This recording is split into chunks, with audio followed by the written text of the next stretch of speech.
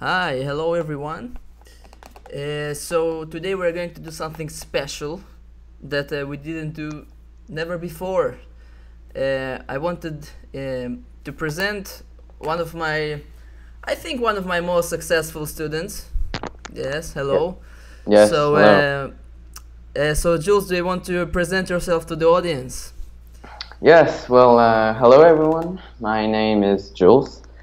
I'm 14 years old and it's been about a year. I've been practicing chess with Asaf and we'll take a look at some of my games.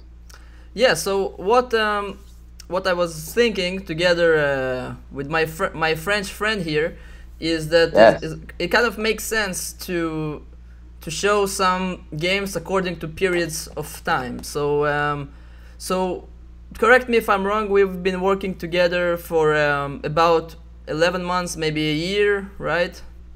yeah, that's So, right. something like that. So so what we want to do is to take some games from each period of time. So for example, from the level of a complete beginner, which was a long time ago, and you guys will see the games are okay. Let's say not. I cannot even describe it as real chess. Some random moves being played, Yes, and we will take it until we will reach the point where we are today. So by the way, today, just so you know, so Jules, you are mainly playing online, right, on sites like yeah, Lichess and Chess.com. yeah, mainly on chess, but sometimes on chess. You also had some experiences playing over the board chess, right? Some chess tournaments. Yeah, yeah, I did some long chess tournaments and some rapid in Paris. Great. So at the beginning of time, at least the first time we've met. So your rating on Lichess, for example, so Yeah. it was, let's see, Well, it was 1,500. I didn't play any game, true. Okay, actually. it was a provisional rating of 1500, but I think the first real rating you got was something around 1100. Yeah, About maybe slightly less, slightly more. I'm not yeah, exactly remember. Something along 1100 on Lichess. So yeah, I think one of the lowest ratings you can get, right? So yeah, let's see. So this is the first game which was played exactly 11 months ago on Lichess. yeah, Time control is 10 against 10 without increment. So you were playing white. Okay, so first yeah, move we have knight to f3. So far so good. Developing a piece. Knight c6. Once again, so far yeah, so good. Now was well, c4 was played, trying to control the center. I'm not sure if you realized that at that period of time, but this is a good move. yeah. I think, Well, yeah, e5. I mean, if I would look at this position just out of random people playing, I would think, yeah, these guys know something about chess. Uh, but starting from here, some strange things started happening. Yes, you remember? yeah, So queen a4. So I think, for example, um, today this kind of move will not even cross your mind. I think, right? yeah. It wouldn't. It probably not even for 1 second you would not consider such a move, because today we know some principles of the opening. We know that you should not get your queen too early. This is something which is very basic, and I think very fast you got the idea. I think in the next games we almost never see it. So Yes, your opponent developed his knight into the center. It was a good move. And now, starting from this point, it was what we see here is a very long consecutive, um, let's say, period of time where you made a lot of tactical mistakes. yes, So b4 was played. So just a tactical mistake. We see that the pawn is under attack twice here and only defended once by the queen. So the pawn can be yeah, just taken, which your opponent did. It took with the knight.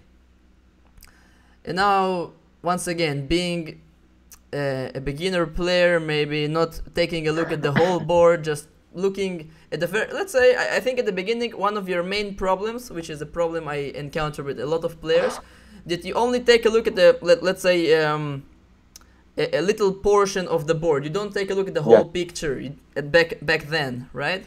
Yeah, yeah. So you took with the queen on b4, just I think completely missing the fact that his bishop is sitting there on f8 and can take your queen, right?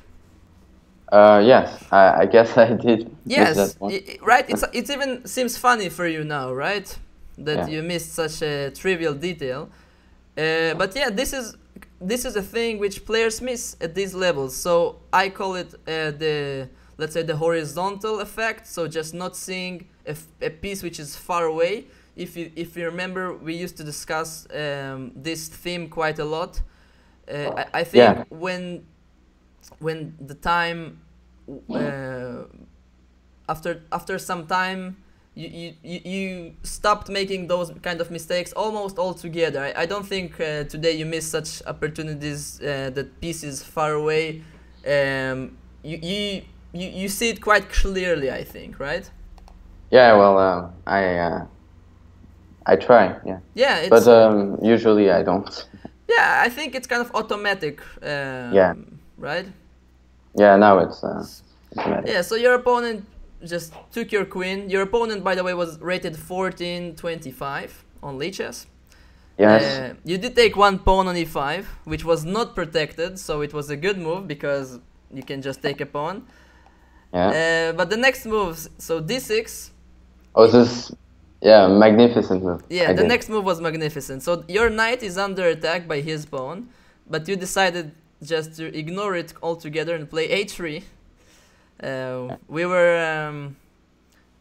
were laughing a lot about this move. It's not even clear what's going on. He just took the knight very happily, and basically what happened next is that it took all of your pieces almost one by one.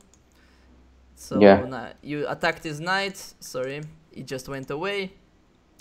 And then he made a nice move, bishop d4, attacking your rook. You didn't even try to protect it. Maybe with knight c3 still would be possible, right? Yeah. And basically all of the pieces got chopped off from the board very quickly. You also missed once more horizontal effect. You didn't see that the rook was under attack, right? I didn't. Apparently, also he didn't see it. Apparently, he didn't see it also. But after a couple of moves, so you just got checkmated on this square right here. This is a checkmate. Yeah. Yeah. So this was the first game ever. Terrible. Let's say now we look at it almost as a joke, right? Where it's almost you don't even believe it's you, right? So let's take a look at the second game. So second game was played, let's see, at your rating was 1180, so almost 1200. So in this game we are going to see some improvement already. So first of all, first move d4 and then bishop f4. I think this is about the period of time which we started discussing openings a bit. Yeah, I think it's the London system. Yeah, the London system. We already see a developing move on the second move. No queen moves. Also trying to fight for the center. The move d4. Already it looks much better. Your opponent, by the way, was rated 1342. So actually in this game he was the one to make a lot of mistakes. You dropped the bishop. By the way, in this game, until a very late point in the game, you didn't blunder any material, which was very new to that period of time, if you remember. You used to, almost at every game, at some point, drop material, which would affect the game to a very big degree. So he played f5, by the way, trying to trap your bishop. And you spotted it. You saw his idea, so you escaped with the bishop on e5. I really like that move. Also attacking his rook on h8, right? Yeah. He played knight f6. So tell me, which move would you play here? Let's say if it was played right now, today. Well, I'll deactivate the computer. No, okay, but really, Yeah, I would have played. Let's see. I guess I would have played E3, natural. Yeah, E3, of course, trying to get the bishop, maybe also letting the queen get maybe activated at some point. This move makes a lot of sense. In that game, you took on f6, which is not a very good move positionally because you exchange a piece which is pinning him. Yeah. But still, for that period of time, it was only important, not only important, but mainly the main thing was not to make any big mistakes in terms of tactics. Yeah. And which you did. You played knight f3, you developed the piece into the center, you recaptured the pawn, very good move. You played g4, attacked your knight, you escaped. You see, you always reacted to the threat. Yeah. Because he did very simple threats, one move threats, right? Just attacking your piece and you escape. It's not so difficult, right? Yeah. Later on, your opponents got a bit more sophisticated, yeah? Yeah. Hopefully. Yeah, so you also attacked this pawn, so he protected it with the move g5. Yeah. You developed your bishop, very good. You attacked your knight, you escaped. You see, we see that in this game already there were no...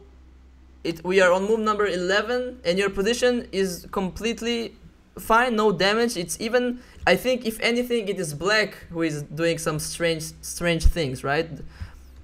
Not developing his light pieces, getting his queen too early. So d5 he played, once again attacking your bishop. So you escaped. With the check. Yeah, c6 is chasing your bishop, he always escaped.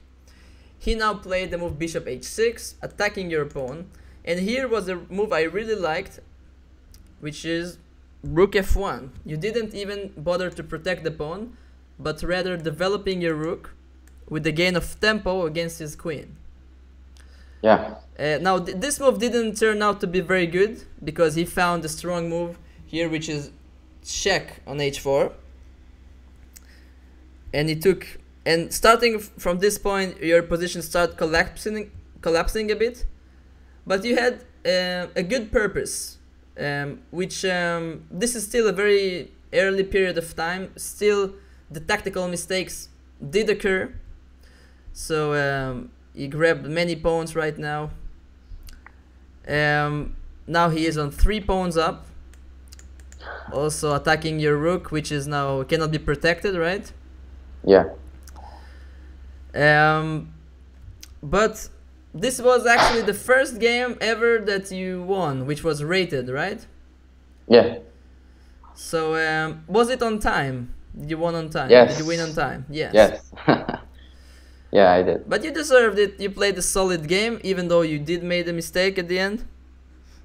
We even see a fork here. I think it also was almost a new thing back then, a fork, right? Attacking 2 pieces at once. Yeah. So queen g1, queen d3. So eventually this game was not so interesting anymore. You just eventually won on time this game, right? I think also at this point you missed actually a very big chance to draw the game. Now that I look at it, you have a perpetual check. Yeah, it's just queen g6, king h8, queen h6. You cannot escape your checks. But you know, I played to win. You played to win, of course, like always. Yeah. Yeah, so we see already in this game a couple of things that we didn't see before. Already safeguarding your pieces, escaping threats. You know, even noticing threats is not such a trivial thing, right? We saw in the first game, that's a completely random moves, right? Yeah. We also see some understanding of opening principles, developing pieces, trying to seize the center. You even castled long in this game, but I think only because you didn't have a chance to castle short, right? Yeah. So already very big improvement in this game. So let's go straight into game number 3, which was already, let's see the ratings here. So about 14 or 1500. I'll even flip the board because we were playing black in this game. So around 1400 rating. So probably maybe 3 months, about 3 months after we started working together. Yeah. Probably Yeah, around yeah. 3 months. So Yeah, I think it's about 3 months after. so this means like about 200 or maybe more, maybe slightly more rating difference between the first game and this one. Yeah. Around. So you were playing black. Let's see, e4, e5, knight f3, attacking your pawn. You protected it. I think at that period of time, this was already very easy for you to spot such simple threats. Yeah. Bishop c4, the Italian opening. You played bishop c5, very good move. d3. And if you remember, at that period of time, we were trying to put our knight on e7 sometimes, you remember? Yeah. Because we were trying to find a system which is a bit similar to the London, only with the black pieces. So it did work out well at the beginning, but after some time, people realized that it can cause some troubles for us with this move, which your opponent did, by the way. So we stopped doing it. So now, your opponent is threatening this pawn by 2 pieces. And you realized that you had to protect the pawn, and you found probably the best way to do it. You played pawn to d5 to block the attack against the bishop, yes? Yeah, yeah. Pawn takes d5. Knight takes d5. The knight is defended by the queen, no troubles there. And now he played a very strong move, queen to f3. So attacking both the pawn and the knight on d5. And I can assure you that if this game was played at one of your the games which you began with, like only in the first period of time, you would crack here very quickly, I think, right? Yeah, yeah. Maybe you will see one of the threats, but you will not see the other one, maybe. No, But you did manage to find a move which protects both the pawn and the knight. So you found the move bishop e6, very good move. And now the bishop is practically defending both of these guys. Yeah. And he played knight c3. Now here came, once again, we are still on 1400. We did see a lot of mistakes happening, but this is where you made your mistake. I think you didn't calculate the amount of attackers and defenders against this knight. So I think now you can do it quite quickly, don't you, in the games? Yeah. So maybe I didn't see any way to protect it too. Probably. But I think, I'm not sure. I think you just assumed it was not a threat. But we see 2 defenders, 3 attackers. That's a very big threat. And you ignored it. You played queen d7. But fortunately for you, he took on d5. You played a very good move here, knight d4. By the way, double attack against the queen and the pawn on c2. Yeah.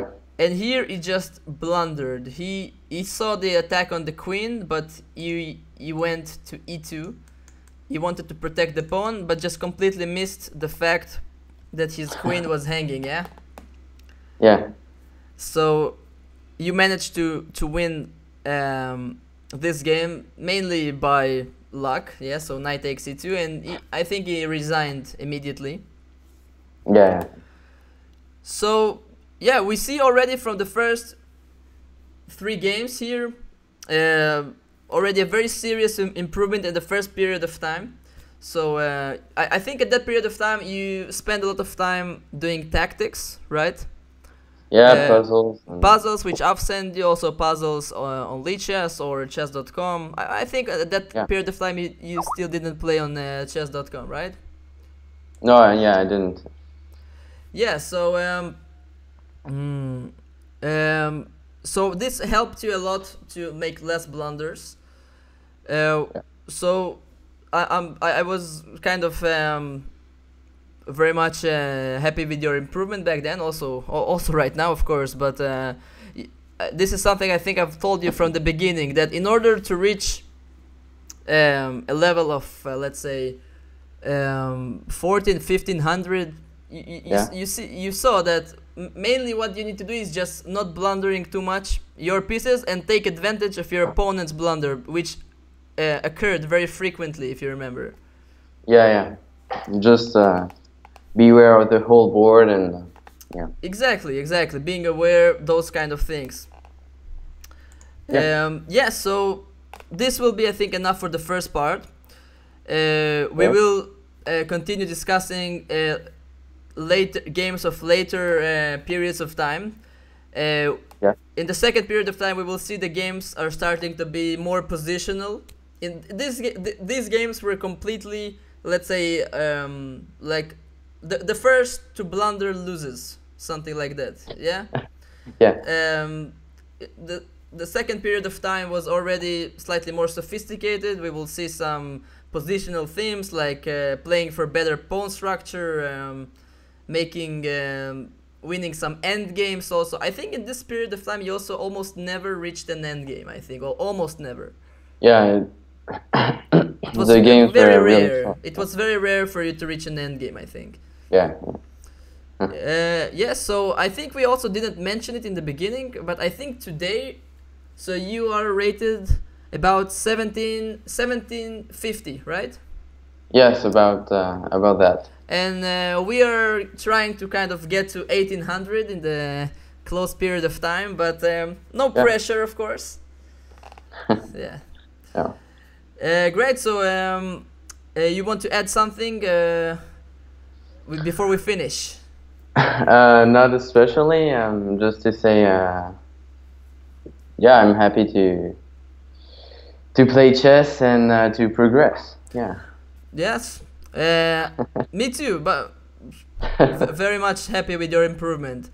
So see you guys next time. See you, Jules, also in the next video, and we will see kind of your let's say your way to positional chess.